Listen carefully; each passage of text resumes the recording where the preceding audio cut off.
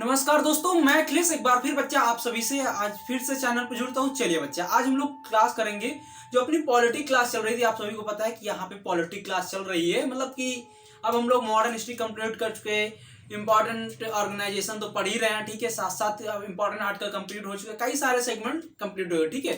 तो अब हम लोग क्या कर रहे हैं इस टाइम हम लोग कर रहे हैं पॉलिटी क्लास, ठीक है। पॉलिटी का आपका आज 8वां लेक्चर मिलेगा। तो बच्चा आज हम जानेंगे आज जो है यानी जो केंद्र शासित प्रदेश और राज्यों का उद्भव, यानी जो केंद्र शासित क्षेत्र हैं उनका और जो राज्यों का उद्भव कैसे हुआ, उन सब के बारे में जानेंगे। क्या है, इन सब के बारे में जानेंगे, ठीक है। तो आज ये टॉपिक बच्चा क्या है, केंद्र शासित प्रदेश, केंद्र शासित प्रदेश, ठीक है, और राज्यों का उद्भव, ठीक है। यानी जो केंद्र शासित प्रदेश है उनका कैसे उद्भव हुआ, उनका उद्गम कैसे हुआ, और जो राज्यों का प्रवेश है यानी जो राज्यों का कैसे उद्भव हुआ, ठीक है। आज इनके बारे में जानेंगे। तो देखो बच्चा, आप सभी को पता है कि हम लोग जब आजादी प्राप्त किया यानी 15 अगस्त 1947 को जब आजादी प्राप्त किया, तो उस समय देश के दो हिस्से हुए, एक बना भारत और एक बना पाकिस्तान, ठीक है।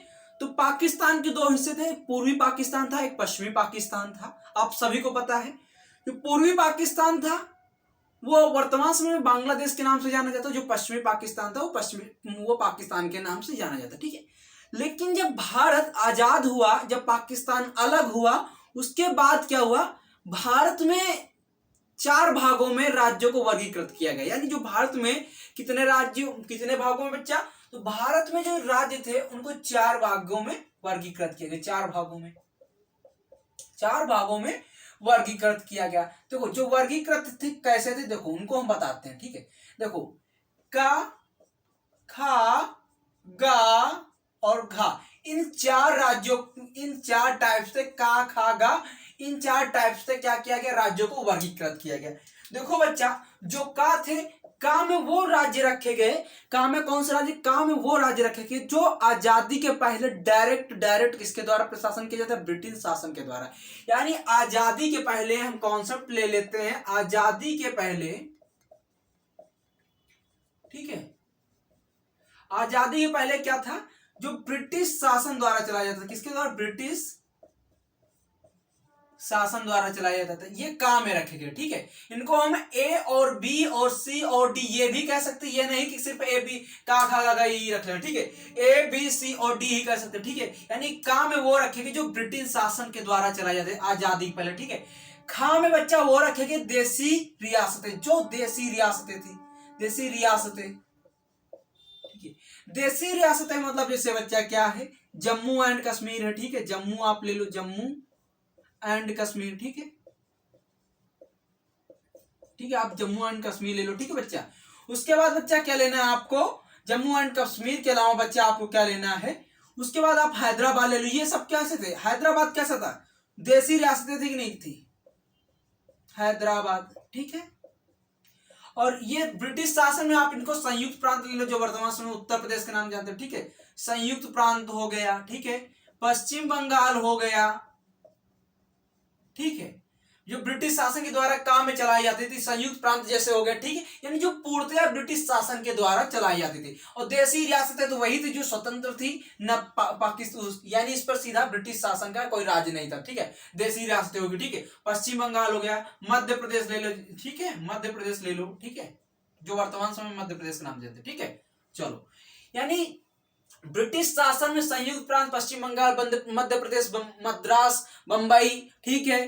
तो ये सारे जितने भी राज्य थे जो ब्रिटिश शासन के दौरान अंतर्गत चलते थे, ब्रिटिश शासन के दौरान ब्रिटिश शासन के द्वारा शासन किया जाता था, वो काम में रखेंगे। खा में किसको रखेंगे, देसी रियासतों को। तो बच्चा गांव में किसको रखेगा, तो गांव में देखो, गांव में जैसे वर्तमान समय में केंद्र शासित क्षेत्र है, आज भी वर्तमान समय में जो केंद्र शासित प्रदेश हैं, उस समय क्या था, केंद्र शासित ही कुछ क्षेत्र थे। जिससे कौन थे, दिल्ली था, ठीक है, दिल्ली था, कुर्ग था, अजमेर था, बताया था ना आपको, अजमेर था, ये सब बताया था ना।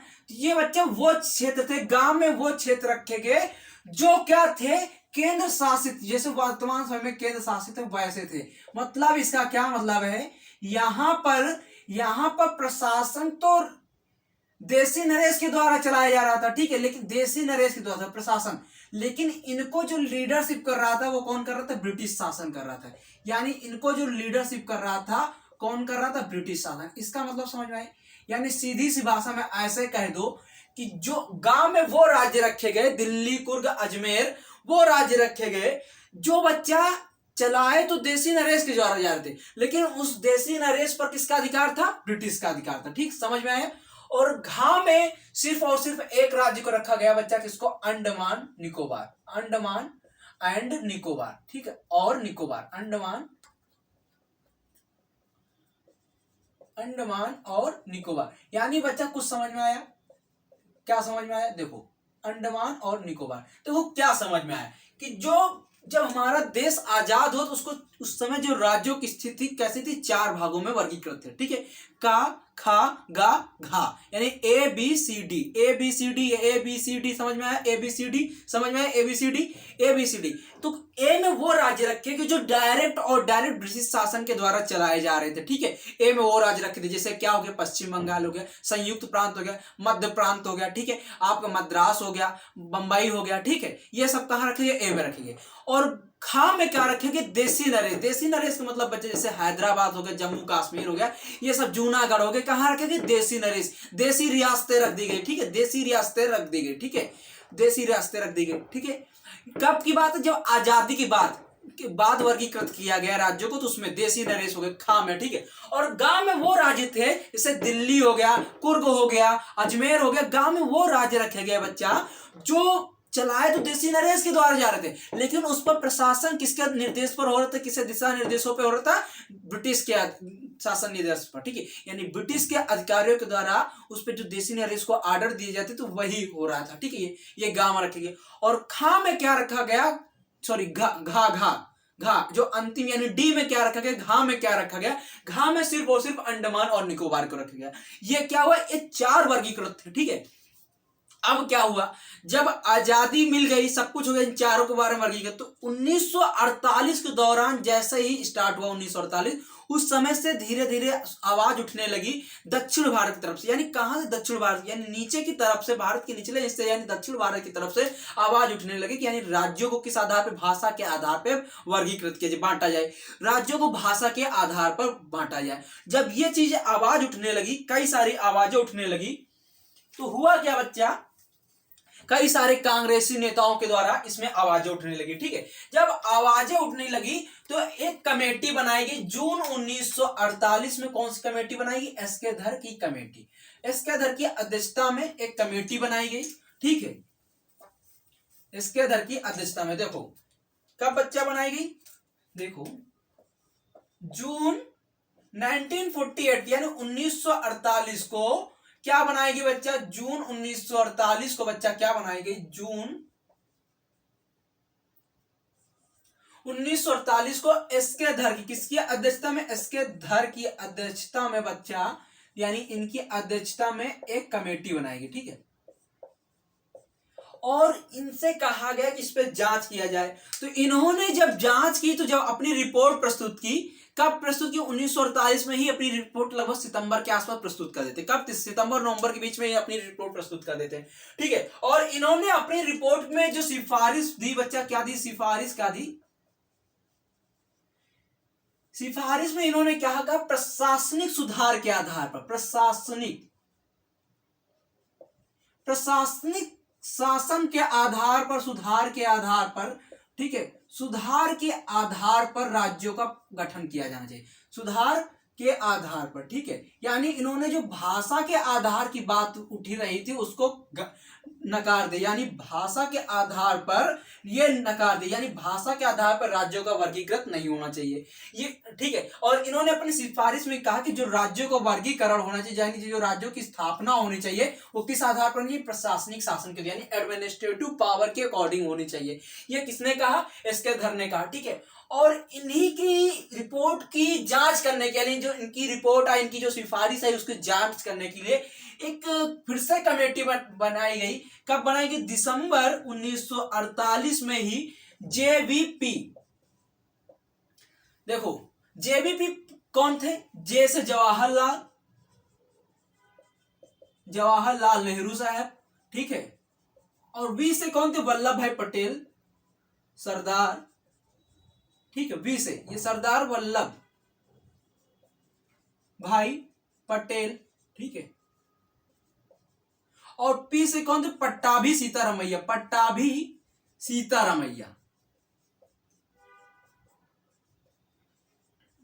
पट्टाभी सीतारामैया, ठीक है। यानी जो जेवीपी का विस्तारित दिसंबर 1948 में जेवीपी कमेटी बनती है, किस लिए बनती है, जो एसके धर की सिफारिश थी उसकी जांच के लिए।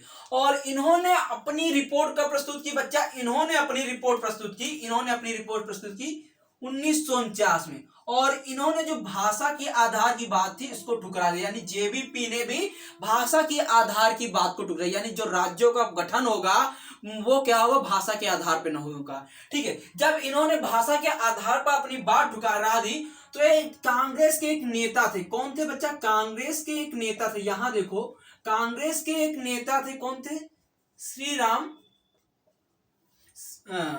पोट्टी, कौन थे, पोट्टी श्रीरामालू, ठीक है, श्रीरामालू, पोट्टी श्रीरामालू। ये 56 दिन का क्या करते हैं, 56 दिन का अनशन करते हैं और इसके बाद इनकी देहांत हो जाता है, ठीक है, अनशन करते हैं। कितने बच्चे 56 दिन का अब उपवास रखते, मान लो खाना नहीं खाते, उनका देहांत हो जाता है। इसके बाद आंध्र प्रदेश की तरफ, यानी जो मद्रास की तरफ, यानी बच्चों उस समय बहुत ज्यादा बहुत तेजी से क्या होता है, उग्रवाद उठ जाता है। जब उग्रवाद उठ जाता है तो 1953 में आंध्र प्रदेश को फिर से क्या बनाया जाता है, भाषा के आधार पर आंध्र प्रदेश को भाषा के आधार पर बच्चा क्या बनाया गया, पहला राज्य गठन कर दिया। आंध्र प्रदेश भाषा के आधार पर पहला, यहां लिख लो, ठीक है, ठीक है, पहला राज्य, ऐसे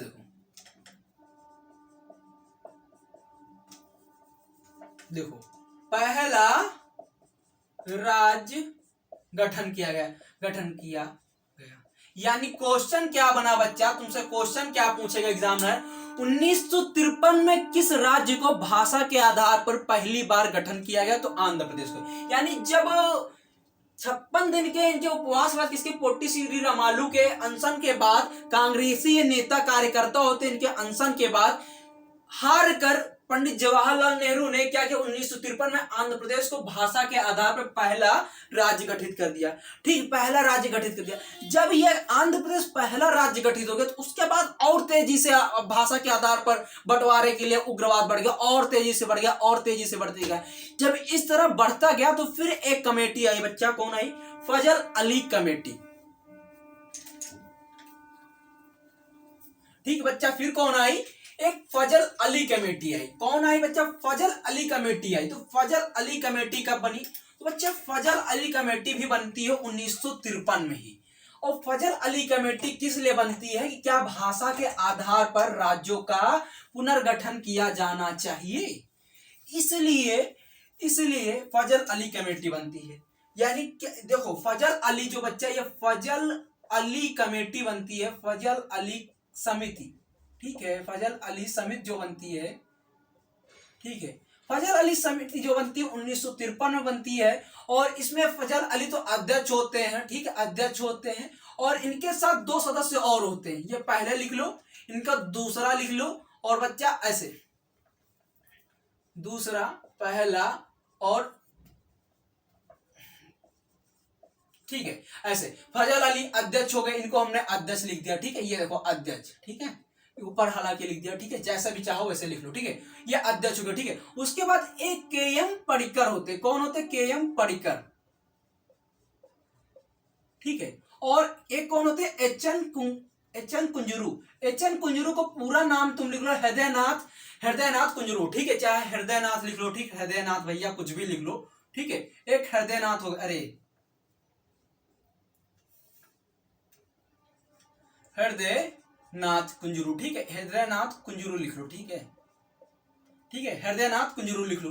बच्चा ये तीन लोगों यानी फजल अली की अध्यक्षता में 1953 में फिर से कमेटी बनाई जाती है, और इसका उद्देश्य क्या होता है कि जो राज्यों को पुनर्गठन है क्या भाषा के आधार पर होना चाहिए। जब ये फजल अली की कमेटी बनती है और इसमें दो और सदस्य होते हैं, के.एम. पडिक्कर और एच.एन. कुंजरू, जिसको हम हृदयनाथ कुंजरू के नाम से भी जानते हैं। और इन्होंने अपनी रिपोर्ट कब प्रस्तुत की बच्चा? 1955 में। कब प्रस्तुत की? 1955 में। और इन्होंने सिर्फ एक बात मेन बताई, कुछ बातें तो बताई किस आधार पर राज्यों को पुनर्गठन किया जाए, लेकिन इन्होंने बताया कि जो भाषा का आधार हो मुख्यता नहीं होना। हाँ, यह नहीं कहा कि ऐसा नहीं कि ना होना चाहिए, भाषा का आधार केवल मुख्य ना होना चाहिए, ठीक है। इन्होंने क्या बताया, ऐसे देखो, इन्होंने अपनी सिफारिश में क्या बताया, सिफारिश में कि जो भाषा का आधार हो,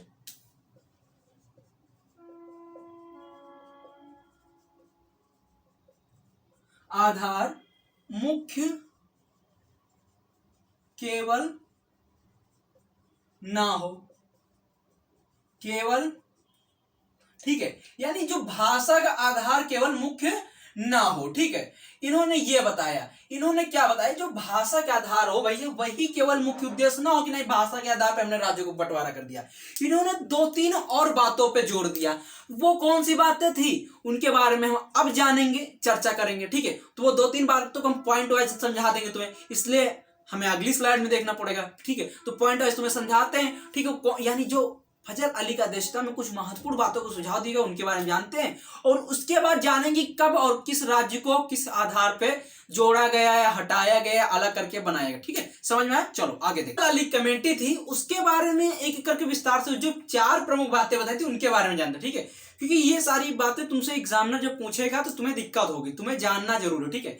मैं फिर से कहूंगा कि एक जगह पढ़ो लेकिन सब कुछ एक जगह से अडॉप्ट कर लो, ठीक है। तो देख, जो फजल अली की सिफारिशें थी, कमेटी की जो सिफारिशें थी, इन्होंने पहली बात बच्चा क्या बताई, जो प्रशासनिक कुशलता के आधार पर, यानी जो राज्यों का गठन किया जाए प्रशासनिक कुशलता, यानी इतना बड़ा ही राज्य बनाया जाए जहां पर प्रशासन आसानी तरीके से चलाई जा सके और वहां पर प्रशासनिक कुशलता हो, ठीक है।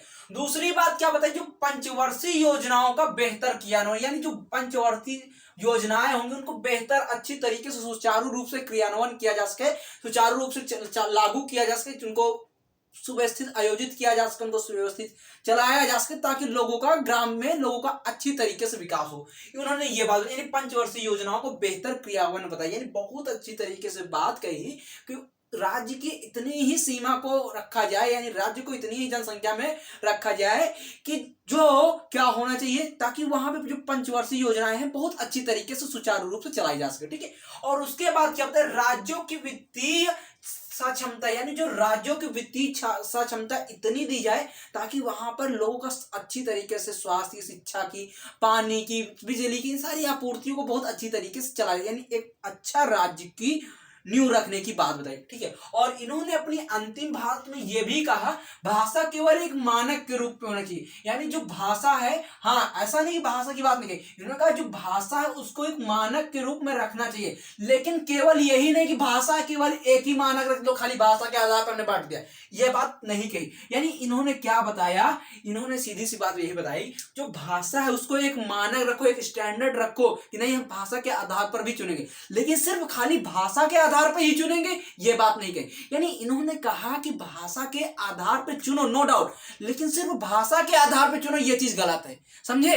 यानी इन्होंने कहा कि भाषा के आधार पर चुनो, नो डाउट, लेकिन सिर्फ भाषा के आधार पर चुनो, ये चीज गलत है, इन्होंने ये बताई। यानी सीधी सी बात बताई, इन्होंने भी लगभग जो फजल अली समिति ने अपनी सिफारिश प्रस्तुत की, इन्होंने लगभग क्या बताई कि भाषा के आधार मेन मुख्य न होना चाहिए। कब प्रस्तुत की? 1955 में।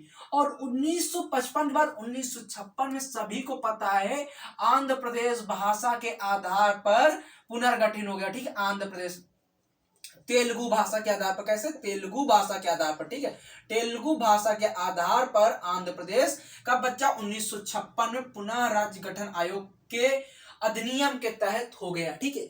और इसी समय कई और राज्य हुए जो पुनर्गठन अधिनियम के अंतर्गत है, ठीक है। तो आंध्र प्रदेश किससे अलग होके बना? तो आंध्र प्रदेश तो बच्चा जो अलग हुआ किससे हुआ? मद्रास से, ठीक है। मद्रास से अलग होकर इन्होंने तेलुगु भाषा के आधार पर 1956 में क्या बना दिया कि इसको राज्य पुनर्गठन आयोग अधिनियम के तहत आंध्र प्रदेश को 1956 में तेलुगु भाषा के आधार पर एक अलग राज्य, स्वायत्त राज्य का दर्जा दे दिया गया, यानी जर्दा कह रहे सॉरी दर्जा दे दिया गया, ठीक है। यानी स्वायत्त राज्य का 1956 में भाषा के आधार पर आंध्र प्रदेश को तेलुगु भाषा के आधार पर इनको स्वायत्त राज्य का दर्जा दे दिया। कैसा बच्चा? एक स्वायत्त राज्य का दर्जा दे दिया, यानी फ्रीडम दे दी गई, स्वायत्त राज्य का दर्जा दे दिया गया, ठीक है। इसके साथ कई और सारे राज्यों को जोड़ा गया, तो उनको हम एक लिस्ट के तरीके से, पॉइंट के तरीके से समझ लेंगे, एक साथ चार्ट बना लेंगे और उसकी आसानी से समझ लेंगे। उसके बाद अपने नोट्स में लिखते चलो, ठीक है। चलो आगे देखते, ठीक है, चलो आगे देखते, ठीक है। तो अब हम देखेंगे कब और कौन कौन से राज्य किस आधार पर किससे अलग होकर बने।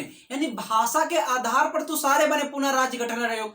पुनः राज्य गठन आयोग कब आया? 1956 में। उसी के आधार पर पहला कौन सा राज्य बना? आंध्र प्रदेश। किससे अलग हो? मध्य प्रदेश से, सॉरी मद्रास से अलग होकर 1956 में आंध्र प्रदेश बनता है तेलुगु भाषा के आधार पर। किस भाषा के आधार? तेलुगु भाषा के आधार पर। उसके बाद 1956 में केरल बनता है बच्चा। कौन सा स्टेट? दूसरा कौन सा बनता है? यानी दूसरा बच्चा कौन सा बनता है? दूसरा बच्चा कौन सा बनता है? केरल। और जो दूसरा बनता है बच्चा 1956 बनता है किससे? त्रावणकोर और कोचीन के स्थान पर केरल राज्य बना। यानी कि त्रावणकोर और कोचीन के स्थान पर एक नया राज्य बना। क्या बना? केरल, भाषा के आधार पर, ठीक है। उसके बाद बच्चा कर्नाटक 1956 में ही बनता है। जो कर्नाटक 1956 में बनता है, जो मैसूर राज्य होता है, उसका नाम मैसूर राज्य बन के आता है। यानी जो कर्नाटक वर्तमान समय में उस मैसूर बनता है, ठीक, उस समय मैसूर बनता है 1956 में क्या बनता है? मैसूर बनता है। बट बाद में उसका नाम परिवर्तन कर दिया जाता है। उसका जो नाम बाद में परिवर्तन कर दिया जाता है, जो कब करता है? कर्नाटक हो जाता है। यानी जो कर्नाटक है, पहले इसका क्या नाम था? मैसूर था। और उसके पहले इसको हम किस नाम से जानते थे? कुर्ग के नाम से। कुर्ग के नाम से कब बनते थे? अभी बताया था ना, दिल्ली, अजमेर और कुर्ग। तो कुर्ग जो था कर्नाटक को ही कहते थे। कब कहते थे? यानी जो देसी रियासतें तो चलती थी, लेकिन उस पर किसका निर्देश होता? दिशा निर्देश किसका चलता था? ब्रिटिश शासन का, ठीक है। यानी जो कर्नाटक है, इसका पूर्व नाम क्या था? कुर्ग था। कुर्ग की बात मैसूर जानते थे, ठीक है। मैसूर के वर्तमान समय में हम किस नाम जानते हैं? कर्नाटक के समय। यानी 1956 की भाषा के आधार पर जब बना तो मैसूर था, उसके बाद इसका नाम परिवर्तन हो गया, क्या हो गया? कर्नाटक हो, ठीक है। लेकिन भाषा के आधार पर जब बना तो इसका मैसूर के नाम से ही जानते थे। इतनी बात याद रखना बच्चा, मैसूर के नाम से ही जानते थे। किस नाम से? मैसूर के नाम से ही जानते थे, ठीक है, ठीक है, मैसूर के नाम से ही जानते, ठीक है। और कर्नाटक जो है वर्तमान समय में जानते हैं, ठीक है। उसके बाद कौन सा बना? गुजरात। गुजरात बच्चा 1960 में बना। कर्नाटक 1956 बना, लेकिन गुजरात और महाराष्ट्र बच्चा अलग होकर किससे? बंबई से अलग होकर। यानी जो बंबई है उससे अलग होकर बच्चा कौन बनता है? गुजरात और महाराष्ट्र। और कब बनता है बच्चा? 1960 में। उसके बाद बच्चा नागालैंड कब बनता है? 1962 में। नागालैंड एक्चुअली में क्या होता है? जो असम का क्षेत्र होता है, असम के जो क्षेत्र होता है वहां पे नागा हिल्स और लू एंड सांग यानी इन दोनों क्षेत्रों से मिलकर क्या बनता है? एक नया क्षेत्र बनता है नागालैंड। नागालैंड किससे बनता है? नागा हिल्स और साथ ही साथ लू एंड सांग क्षेत्रों से मिलकर नागालैंड बनता है बच्चा। यानी नागालैंड अस्तित्व में कब आता है? 1962 में। नागालैंड अस्तित्व में क्या आता है बच्चा? 1962। यानी जो नागालैंड है बच्चा अस्तित्व में कब आता है? 1962 में, ठीक है। उसके बाद बच्चा आता है हरियाणा। हरियाणा कब आया? 1956 बच्चे। जो हरियाणा है कब आया? 1956। यानी पंजाब का एक भाग काट के, याद रखना बच्चा, पंजाब का एक भाग काट कर क्या बनता है? पंजाब का एक भाग काट कर बच्चा क्या बनता है? हरियाणा बना। यानी पंजाब का एक भाग काट के बच्चा क्या बना? हरियाणा बना, ठीक है। कुछ याद आया? पंजाब का एक भाग काट कर हरियाणा बना। कब बना बच्चा? 1966 में। कब बना बच्चा? 1966 में। तो बच्चा ये थे राज्य, जो केंद्र शासित क्षेत्र थे उनका उद्भव कैसे हुआ, जो राज्य थे उनका उद्भव कैसे हुआ, पूरी कहानी बताई भाषा के आधार पर। कौन कौन सी कमेटी इसके अंदर? 1948 में। उसके बाद जेवीपी 1949 में। उसके बाद 1953 में फजल अली अपनी रिपोर्ट को प्रस्तुत करते 1955। उसके बाद 1956 में राज्य पुनर्गठन आयोग अधिनियम आता, उसी के आधार पर भाषा के आधार पर पहला कौन सा प्रदेश होता है? आंध्र प्रदेश। किससे अलग होगा? मद्रास से। तेलुगु भाषा के आधार पर। समझ में? यानी सब कुछ बताया इतिहास में, ठीक है। और अंतिम में ये 1966 में हरियाणा बनता है, किससे? पंजाब में बनता है। और इसके बाद समय समय पर और राज्य बनते गए, अलग होते गए, इस सब की कहानी है, ठीक है। इनकी एक पीडीएफ फॉर्मेट आपको दे दिया जाएगा। पीडीएफ फॉर्मेट टेलीग्राम पे किसी दिन पोस्ट कर दिया जाएगा बनवा के, उनको आप आसानी आसानी से अपने नोट्स में कवर कर सकते हैं, पढ़ सकते हैं, जैसे भी तुम्हारी मर्जी। ठीक है, तो उम्मीद करता हूं आज के लेक्चर आपको पसंद आएगा। प्लीज अच्छा लगे तो लाइक करो, शेयर करो, सब्सक्राइब करो। थैंक यू दोस्तों, बाय, गुड नाइट, पढ़ते हैं, मुस्कुराते हैं। जय हिंद, जय भारत।